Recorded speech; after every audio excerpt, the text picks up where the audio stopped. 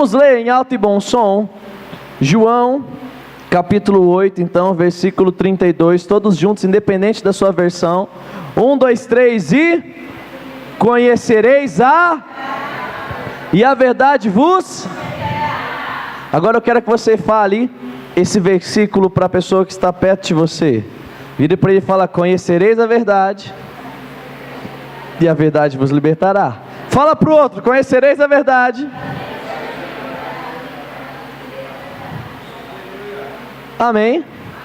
Pode se assentar no seu lugar.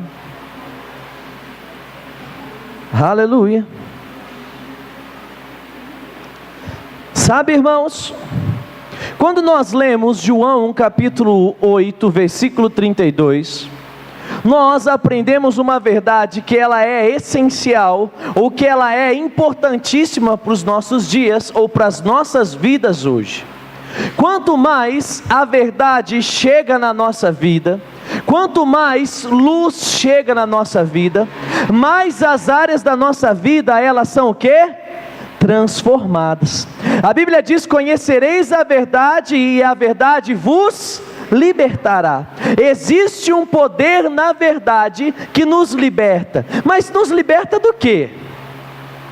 Meus irmãos, muitas pessoas elas acabam entendendo de uma forma errada a palavra de Deus, e elas caem ou para um lado do extremo, ou para o outro lado do extremo. Muitas pessoas falam assim: ah não, eu não tenho que ser liberto de mais nada, afinal Jesus já me libertou de todas as coisas. Amém? Amém ou não amém? Amém. Mas se Jesus já nos libertou de todas as coisas, por que então que a Bíblia está dizendo que conhecereis a verdade e a verdade vos libertará? Sabe, irmãos, quando eu e você, nós aceitamos Jesus, a Bíblia diz que nós nos tornamos uma nova criatura. Não é isso que 2 Coríntios capítulo 5 versículo 17 diz: se alguém está em Cristo, nova criatura é, as coisas velhas já passaram, eis que tudo se fez novo. Sabe, meus irmãos, no Espírito nós já fomos transformados, no Espírito nós já fomos libertos. No que fazia menção ao nosso velho homem destinado ao inferno, nós fomos libertos. Mas existe algo nas nossas vidas que se chama alma. Diga comigo: alma. Irmãos, essa alma, ela não é transformada da noite para o dia, quando eu e você aceitamos Jesus. Foi assim com você, sim ou não? Não. Quando você aceitou Jesus no culto, você saiu daqui e as coisas na sua mente, elas mudaram, elas foram apagadas. Você esqueceu o seu nome, o seu RG, onde você morava e os pecados que você tinha cometido? Não. Por quê? Porque, querido, a alma ela é algo que vai sendo transformada e tratada pela palavra de Deus. A Bíblia diz que o fim da nossa fé é a salvação da nossa alma. A cada dia, querido, quanto mais nós vamos nos encontrando com essa verdade, a cada dia, quanto mais nós vamos estando e permanecendo nessa verdade, mais essa verdade vai nos libertando, há muitas vezes de uma mentalidade que foi nos ensinada durante séculos, ou durante anos, ou durante meses de religiosidade. Quando a Bíblia diz: conhecereis a verdade e a verdade vos libertará, não está falando apenas de te libertar do inferno, mas a Bíblia está dizendo de te libertar de tudo aquilo que te rouba, ou que não te deixa viver as bênçãos de Deus para a sua vida. Todas as mentiras, ou todas as coisas que você um dia foi ensinado de uma forma errada, a verdade, quando ela entra, ela tira a mentira e ela se estabelece, deixando você mais leve, deixando você mais convicto e fazendo com que você viva totalmente as bênçãos de Deus na sua vida. Só, meu irmão, que o interessante é que quando nós lemos João 8,32, nós precisamos também ler João 8,31, e eu quero que você abra comigo lá, João capítulo 8, Mateus, Marcos, Lucas, João, como você achou, e João capítulo 8, versículo 31, Jesus ele diz assim, ó: e Jesus dizia, pois, aos judeus que criam nele: se vós permanecerdes onde? Na minha palavra. E aí ele continua dizendo: se vós permanecerdes na minha palavra, verdadeiramente sereis o quê?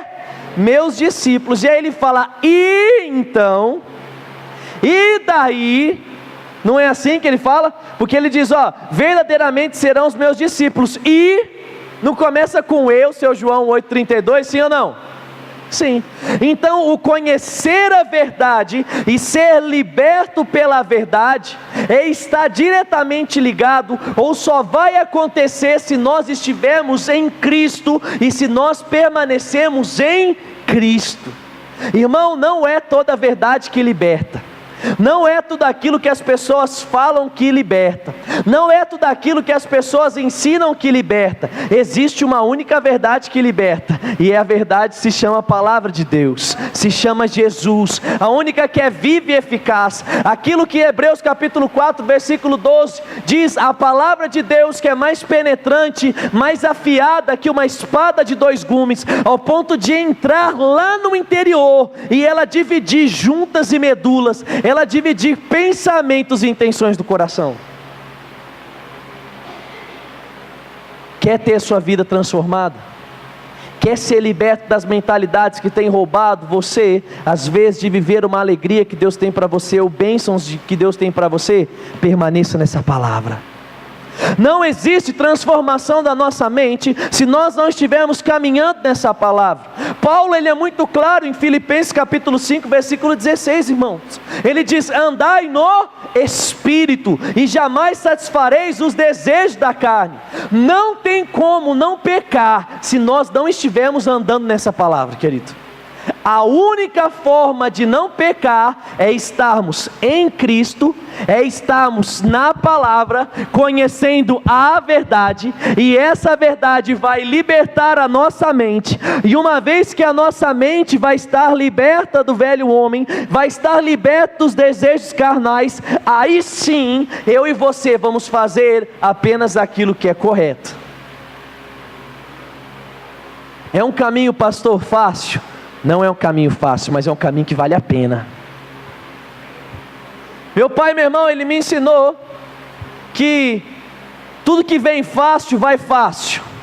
Mas Jesus me ensinou que isso é mentira. Meu pai dizia que precisa de sacrifício para algo ser bom, mas Jesus nos mostrou que a salvação vem pela graça e de graça, amém ou não amém?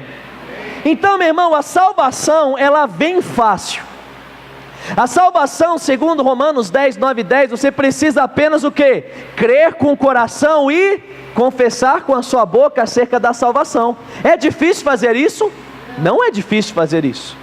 Meu irmão, difícil é levantar saco de cimento, difícil é acordar 5 horas da manhã para trabalhar, difícil é ficar viajando, dirigindo 12 horas seguidas, difícil, meu irmão, é aguentar uma sala de 40 adolescentes na escola, dando aula sem eles querer aprender. Isso é difícil. Salvação é fácil. O bem mais precioso que nós podíamos receber foi fácil. Para quem? Para nós, porque Jesus fez o difícil.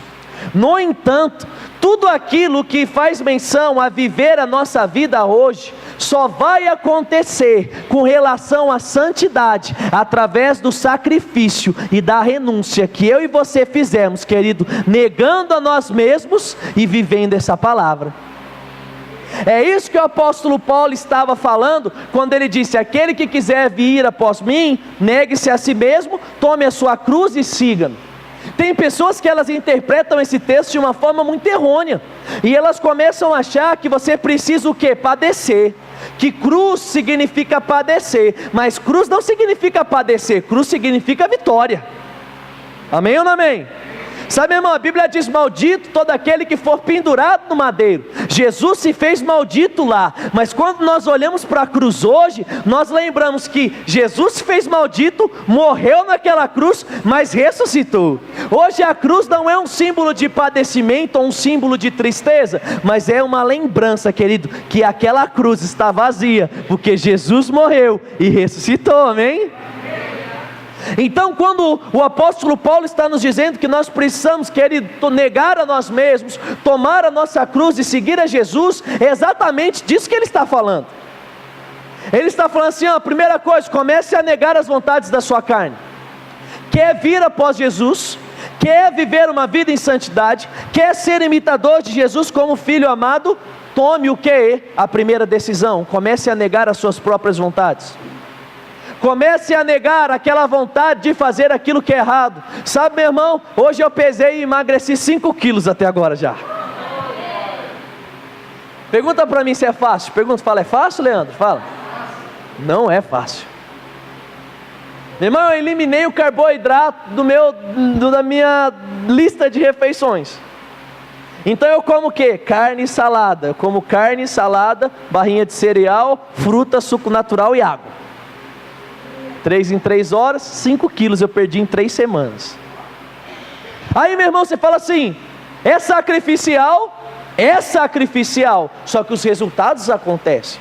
A minha carne fala assim, come lanche. A minha carne fala, come pizza. Hoje, meu irmão, hoje eu pude, porque eu tenho um dia da semana que eu posso dar uma extravasadinha, e eu fui e comi um pastel. Só que o que eu fiz? A Coca-Cola trincando. Eu renunciei à Coca-Cola. Eu tomei um pouquinho de suco e bebi água. Sabe, meus irmãos, quando nós falamos de viver uma vida de bênçãos, viver uma vida de resultados dessa palavra, alguma das vezes vai doer você dizer não para a sua carne, mas fica firme porque o resultado vai chegar, fica firme porque vale a pena, fica firme porque não apenas você, mas as pessoas vão ver em você os resultados, irmãos. Ah, pastor, mas eu gosto de fazer coisa errada. Ah, eu gosto de assistir aquele filme. Ah, pastor, eu gosto de ver aquele site da internet. Ah, pastor, passa a mulher na rua, eu gosto daquela quebradinha de pescoço. Meu irmão, aguenta firme. Pastor, mas eu fiz isso a vida inteira. Então muda, amado. Ah, pastor, mas é um hábito. Então mude o seu hábito.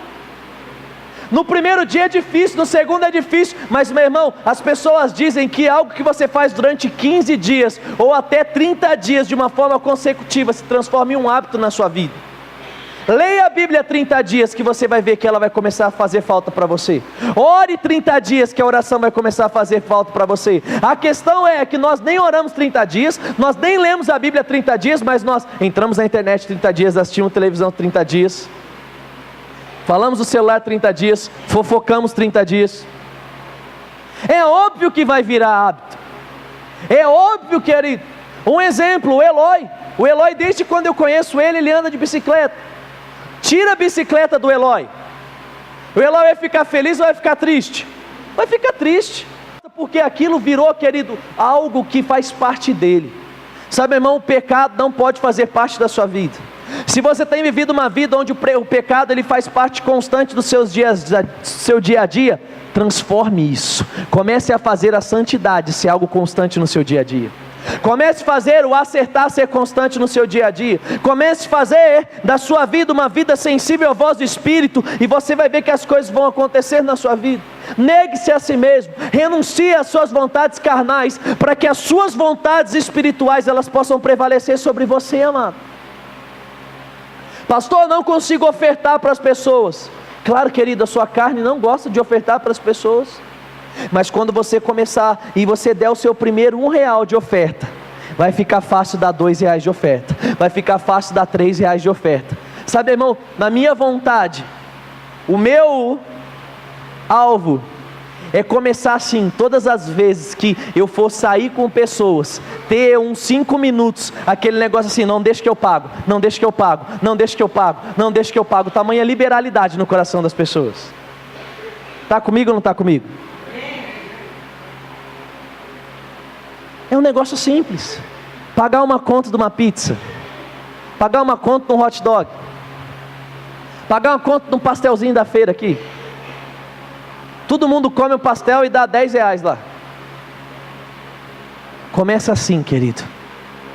Começa assim e você vai ver que grandes coisas você vai começar a fazer. Vai chegar uma hora, querido, que você vai conseguir dar coisas maiores. Você sabia que tem casais que não conseguem elogiar um ao outro hoje em dia? Você sabia que tem marido que não consegue elogiar a esposa? Você sabia que tem esposa que não consegue elogiar o marido? Se você está com o seu marido, se você está com a sua esposa, vira para ela aí, vira para ele e dá um elogio para ele, para ela aí. Dê um elogio. Você que não está, depois você dá em casa. Sabe, amados, é difícil para as pessoas do mundo fazerem isso. As pessoas, elas olham no olho e aí elas vão querer fazer uma declaração de amor, some as palavras. Por quê? Não tem o hábito. Por quê? Isso não faz parte mais delas. Comece a elogiar sua esposa, amado. Comece a elogiar seu marido. Comece nos mínimos detalhes fazer aquilo que essa Bíblia te orienta a fazer, querido. Cuide da sua esposa. Ame a sua esposa como Cristo ama a igreja. Mulher, ame o seu marido também como Cristo ama a igreja. Porque nós devemos amar uns aos outros como Ele nos amou. No começo vai parecer difícil um elogio. Daqui uma semana você vai estar dando 20, 30, 40 elogios e você não vai conseguir mais parar de elogiar. Eu gosto tanto de ver aquelas pessoas que, depois de tantos anos de casado, ainda viram para o outro e falam: amor, vem aqui. Bem, pega isso para mim. Querido. Tem outros que falam: mulher. Ou outros já chamam pelo nome. Quando chama pelo nome, ou fala mulher ou homem, aí o negócio está complicado. Leandro, pega para mim. É estranho, não é? O que é melhor ouvir? Leandro, pega para mim. O amor, você pode pegar para mim? É melhor amor, não é? Só que para algumas pessoas, queridos, isso precisa ser desenvolvido. Conhecereis a verdade e a verdade vos libertará. A libertação com relação a deixar velhos hábitos, alguma das vezes ela não acontece da noite para o dia. Ela é algo, querido, que vai acontecendo dia após dia. Uma pessoa que ela, como o Ângelo mesmo compartilhou, que ela tem palavras torpes que saem dos seus lábios, ela precisa se vigiar durante 1, 2, 3, 4, 5 dias, para que essas palavras não saiam. Pode ser que durante esses primeiros dias, algumas palavras escapem, mas depois de uma semana, meu irmão, quando ela for falar, ela mesma vai ficar escandalizada com a palavra que saiu dos lábios dela. Por quê? Já não faz parte mais dela. Ser liberto pela palavra, querido, é nós termos toda e qualquer área da nossa vida sendo afetada e transformada ao ponto de estarmos com a nossa vida totalmente alinhado à palavra de Deus. Se Deus fala para amar, nós só vamos ter amor no nosso coração, não ódio, não ressentimento, não falta de perdão. Se a Bíblia diz que a alegria é a nossa força, é aquilo que está em nós, qual é o sentimento que vai haver dentro dos nossos corações? Alegria. Não vai haver ódio, não vai haver tristeza. Por quê? Quanto mais nós andamos nessa palavra, querido, mais nós estamos com o desejo no nosso coração de estar grudados a ela, porque essa palavra produz vida. Você já leu aquilo que João capítulo 15 diz? Diz que Deus é a videira e nós somos os seus ramos. A Bíblia diz que aquele que permanece na videira, Deus diz: se vós permanecerdes em mim e eu permanecerdes em vós, diz que nós iríamos dar muitos frutos. O segredo, querido, de viver uma vida de frutificação, o segredo de viver uma vida onde as pessoas olhem para mim e para você, e elas conseguem contemplar com os olhos naturais os frutos em cada área da nossa vida. Se permanecerdes em mim e as minhas palavras permanecerdes em vós, se nós estivermos com Ele e Ele vai estar em nós, frutos vão acontecer. Fruto é o quê? Fruto é a consequência daquilo que a árvore é. Um pé de goiaba, quando ele dá goiaba, ele está fazendo o quê? Ele está multiplicando aquilo que ele é. Ele está dando continuidade àquilo que ele é. Sabe, meus irmãos, tem muito crente carnal, tem muito crente meia boca, que quer produzir fruto bom, só que a árvore é ruim. Ah, pastor, eu vou produzir fruto bom, pastor. E sua vida, como está? Como está o galho? Como está a árvore? A vida que está dentro de você, eu sei que está boa. A matéria-prima que Deus está colocando, eu sei que está boa. Mas e aí o galho, como que está? Você já viu, querido, uma árvore com vida, mas tendo alguns galhos secos? Você já viu isso, sim ou não? Sim. E uma árvore, quando ela está viva e ela tem o galho seco, o que acontece com o galho seco? Precisa ser podado, para que a árvore continue a crescer e venha novos galhos nessa árvore. Para que o quê? Aquele galho seco não venha matar ou impedir o crescimento daquela árvore. É por isso que Deus mesmo diz: aqueles que estiverem nele, mas estiverem como galhos mortos, ele vai o quê? Cortar e lançar fora. Aquele que não está andando na palavra, não está em Deus, e como resultado não vai viver, querido, a plenitude das bênçãos de Deus. Deus tem nos chamados, irmãos, nesses dias, para nós vivemos dias de santificação. Deus nos fez santo, Deus nos fez separados. Deus, querido, nos separou para Ele, nos comprou para Ele. Mas existe um estilo de vida que nós temos que viver aqui nessa terra, que é o que? Fazendo jus a essa santificação, fazendo jus a essa separação, que é vivendo uma vida de santidade, nas nossas escolhas, no nosso falar, no nosso proceder. E por causa disso, por causa dessa santidade, por causa dessa transformação que nós vamos viver e alinhar cada área da nossa vida, os frutos vão acontecer. Os frutos muitas vezes ainda não têm chegado na sua vida, querido. Não é porque Deus tem problema, mas é porque às vezes você tem áreas da sua vida que você ainda não foi liberto. Você às vezes tem áreas da sua vida que foi ensinado de uma forma errada e está fazendo de uma forma errada. Ou outra das vezes você até sabe o que tem que fazer de uma forma certa, só que por carnalidade você acaba fazendo aquilo que é errado. Sabe, meu irmão, o que é interessante é que o fruto ele é visto. Não dá para o fruto ser escondido. Quando uma pessoa ela olha para a árvore, o fruto bom chama atenção, da mesma forma que o fruto podre chama atenção também.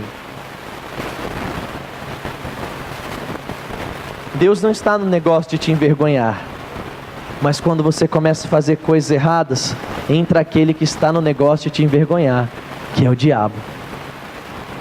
João 10,10 diz: o diabo veio para roubar, matar e destruir, mas Deus veio para dar vida, e dar vida em abundância. Sabe, meus irmãos, quando nós começamos a caminhar e começamos a transformar a nossa mentalidade, alinhando a nossa mentalidade com a palavra de Deus, as nossas vidas, as nossas palavras, as nossas atitudes, elas vão mudar, e os nossos frutos vão mudar. E uma vez que os frutos mudarem na nossa vida, meu irmão, não vai ter dia ruim na sua vida, não vai ter dia que você não vai ter motivos para se alegrar. Você toma posse disso, sim ou não? Quero trazer à memória aquilo que me dá esperança. Em todo tempo, dai graças, render graças ao Senhor. Sabe por quê, querido? Porque nós temos motivos.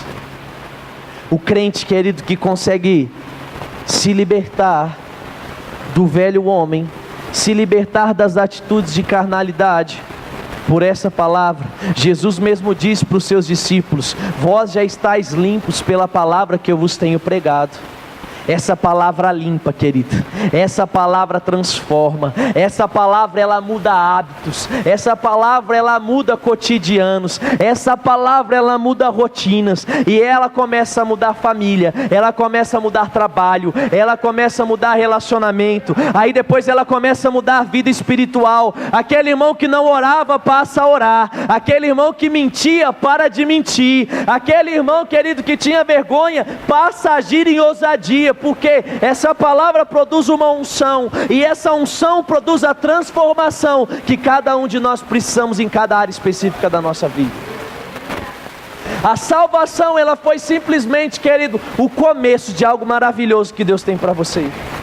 A libertação do velho homem, a libertação da morte, simplesmente abriu as portas para que eu e você vivêssemos essa palavra, e dia após dia tivéssemos a nossa mente, querido, liberta, a nossa mente esclarecida, para que nós possamos desfrutar de tudo aquilo que Deus tem para mim e para você. É por isso que a oração que Paulo faz, eu oro por vocês, para que os olhos do vosso entendimento sejam abertos, para que possais compreender qual seja a dimensão, a largura, a altura, a profundidade da suprema riqueza, da herança da glória que está reservado para você.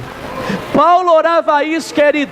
Paulo sabia que o dia que nós abrimos os nossos olhos, Paulo sabia que o dia que nós lançarmos fora essa mente, mudarmos, metanoia, uma mudança de mente, a nossa vida seria transformada. É por isso que Romanos capítulo 12, versículo 2 diz: transformai-vos pela renovação da vossa mente, para que possais desfrutar de qual seja a boa, a agradável e a perfeita vontade de Deus. Está aí o segredo para uma vida diferente. Muitas vezes não vai ser fácil, mas é recompensador. Ah, pastor, mas é muito difícil, eu não quero. Tudo bem, continue vivendo a vida que você está vivendo, e depois não culpe Deus pelas consequências. Ah, pastor, mas para mim até agora eu já estou faz 5 anos dentro da igreja, e eu tenho crente Raimundo, pé na igreja, pé no mundo, um pé em cada barco. Ah não, pastor, ora eu estou ali, ora eu estou aqui, aí ora eu dou uma pecadinha escondida na igreja. Você não fica sabendo mesmo, você não tem olho em todo lugar. Mas Deus tem, querido, Ele te conhece. Ah pastor, querido, eu e você somos responsáveis por determinar aquilo que nós vamos comer, aquilo que nós vamos viver. Não é isso que a própria palavra de Deus nos diz? Coloco diante de você a bênção e a maldição, escolhe pois a maldição. Ele diz: escolhe pois a bênção. Mas ele diz, tá aí, escolhe. Aí ele ainda fala assim, eu vou dar uma dica para você, se você está em dúvida: escolhe a bênção. Olha como Deus é, Ele dá e Ele fala: escolhe a bênção. Só que Ele não escolhe por você. Ele diz: está diante de você. Se você quer decidir nesses dias viver essa palavra, renovar a sua mente. Então as pessoas, elas iam ensinando diversas coisas de uma forma errada.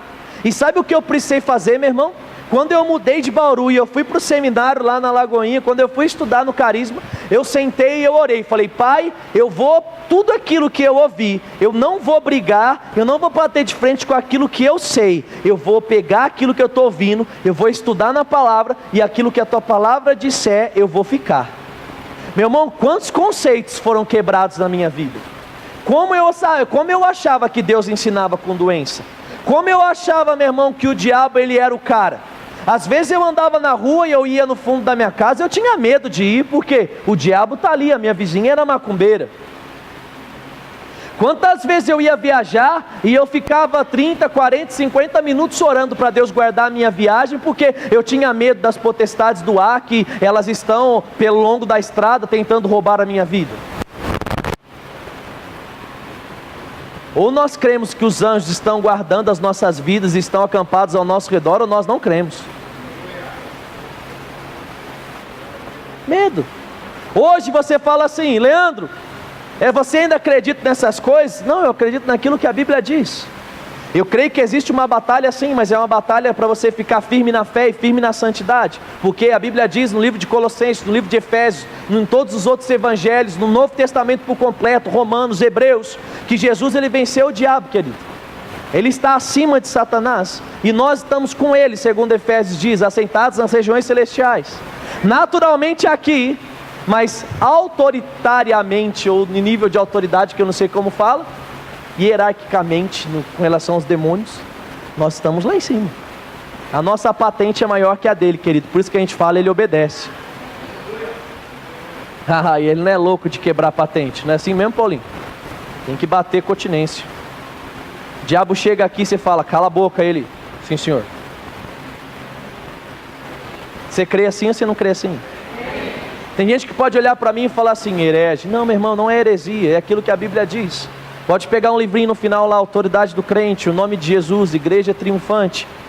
Libertos, redimidos do pecado, da miséria e da morte. E tem vários outros livros que você pode ler lá, que vai falar sobre isso para você. Então, meu irmão, o que eu quero que você saia daqui, que eu já extrapolhei no nosso tempo. Existe uma necessidade de viver em santidade. Existe uma necessidade em renovar a nossa mente.